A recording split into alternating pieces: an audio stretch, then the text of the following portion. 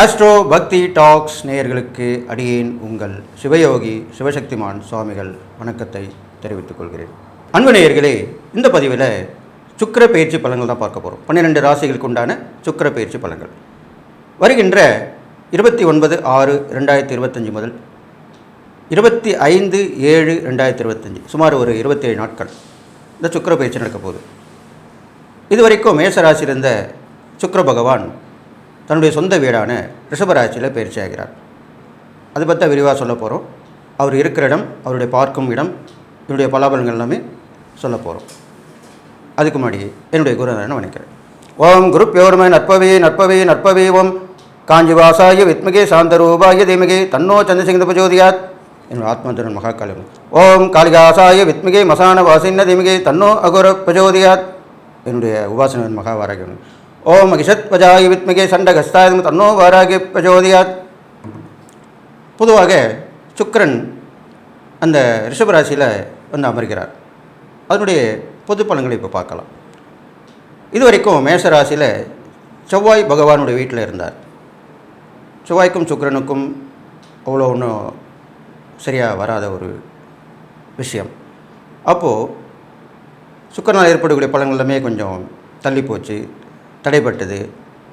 திருமணத் தடை, சுபகாரிய தடை, பெண்களுக்கு வர வேண்டிய லாபங்கள் வராமல் போனது, பெண்களின் முன்னேற்றம் பாதிக்கப்பட்டது, இதெல்லாமே நடந்தது. ஆனால் இப்பொழுது சுக்கிரன் தன்னுடைய சொந்த வீட்டில் வந்து அமர்கிறார். அங்கிருந்து அமர்ந்து அவர் 7ஆம் பார்வையாக விருச்சிக ராசியை பார்க்கிறார். அப்போது இதனால் என்னென்ன பொது பலன் ஏற்பட போகுது அப்போ சொல்லப்போம். இந்த வகையில் பார்க்கும் பொழுது சுக்கிரன் ரிஷபராசியில் வந்து அமர்ந்தவுடன் தன்னுடைய சொந்த வீடு, எப்பயும் சொந்த வீட்டில் இருக்கிறதா நல்லபடிய பலன் கொடுப்பாங்க, வரங்களை வாரி வழங்குவார்கள்.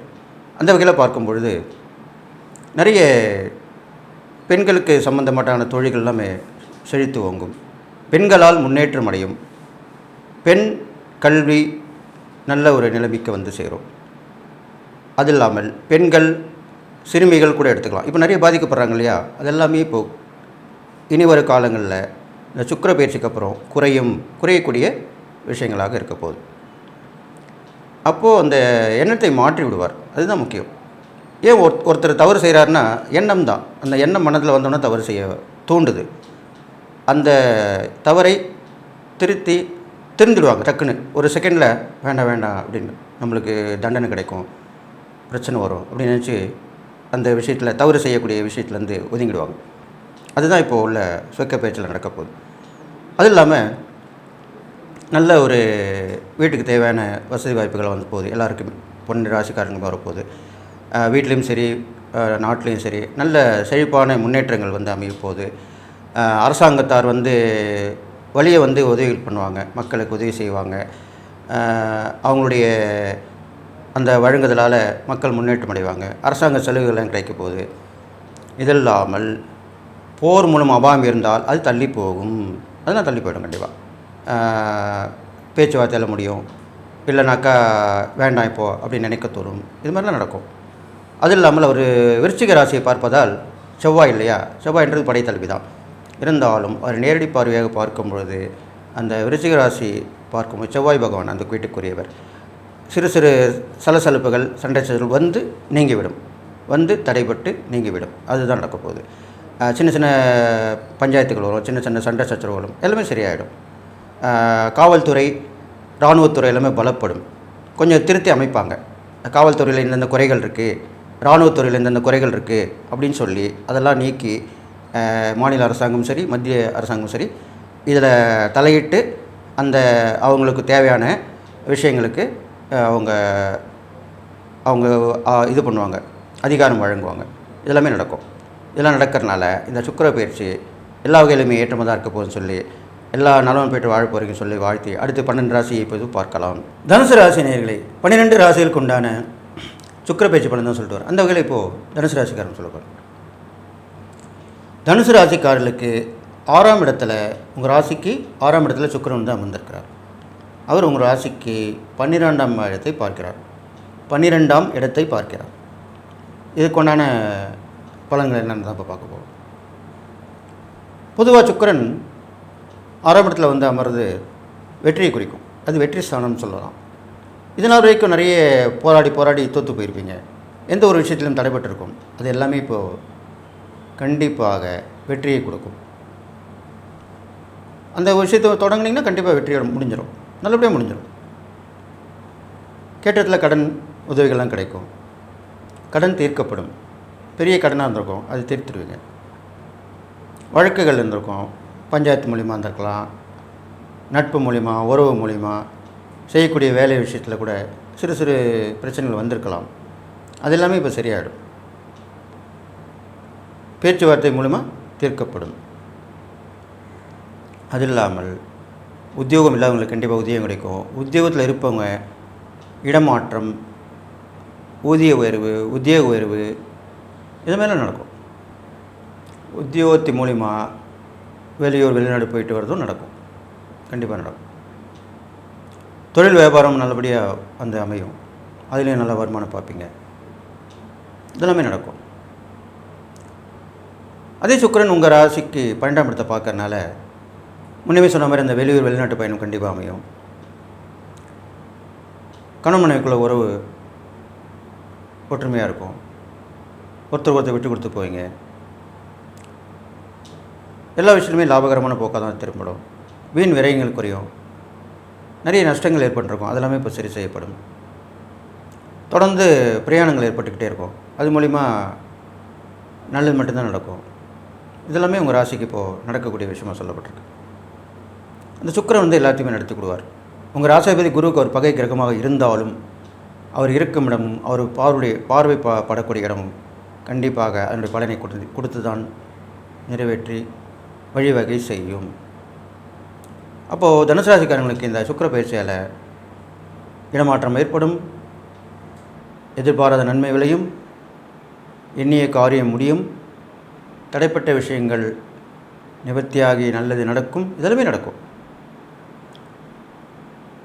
பெரும்பாலும்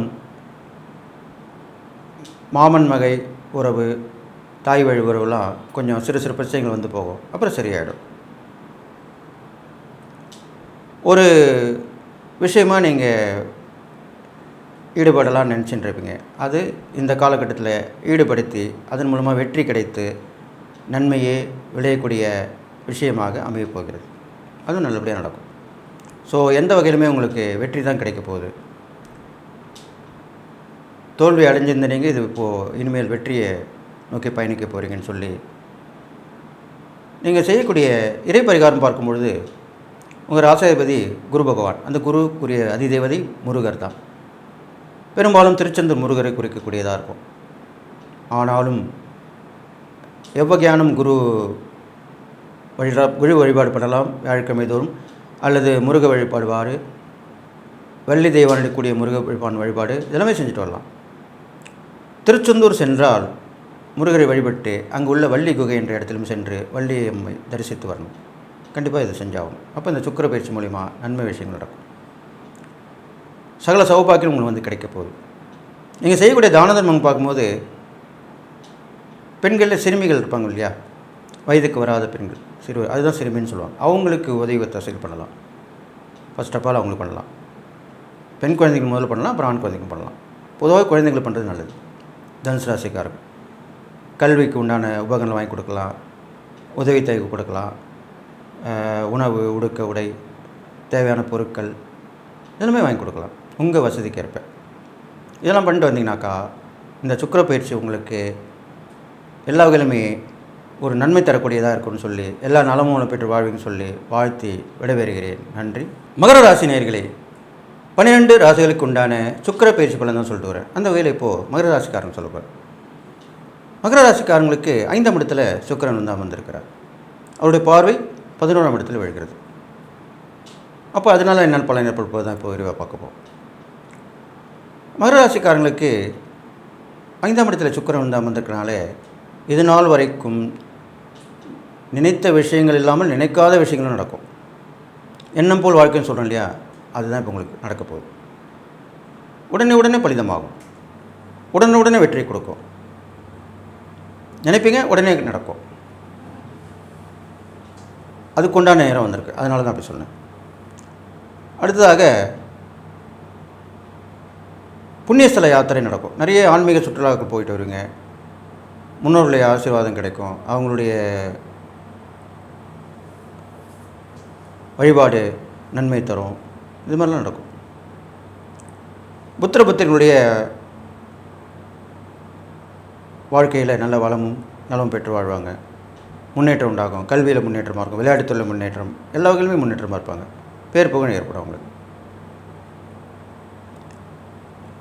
அக்கம்பக்கத்தில் வீட்டு உள்ளவங்களோட உதவிகள் கிடைக்கும். வெளி வட்டார பழக்க வழக்கம்னு சொல்லுவாங்க. வெளில போகும்போது நம்ம பழகுறம் போகிறோம் இல்லையா, அவங்க மூலிமா நன்மை நடக்கும். எங்கே போனாலுமே நல்ல விஷயமா நடக்கும். ஒரு இடத்துக்கு போகிறீங்க, ஒருத்தர் பார்க்கக்கூடாத பார்க்கணுன்னு பார்க்கறதுக்கு போகும்போது அவர் இல்லைன்னா கூட ஒருத்தர் சொல்லுவாங்க, இருங்க வந்துடுவாங்க, கண்டிப்பாக பார்த்துப்பீங்க நீங்கள். அப்படி தான் ஒரு பாசிட்டிவான பதில் தான் கிடைக்கும் உங்களுக்கு. அதுக்காக தான் அப்படி சொல்லியிருக்கேன். அதனால் இதெல்லாமே நடக்கும். நீங்கள் செய்யக்கூடிய இறைப்பெருங்கள்னு பார்க்கும்பொழுது உங்கள் ராசியாதிபதி சனி பகவான். சனி பகவானுக்கு சுக்கிரன் நட்பு தான்.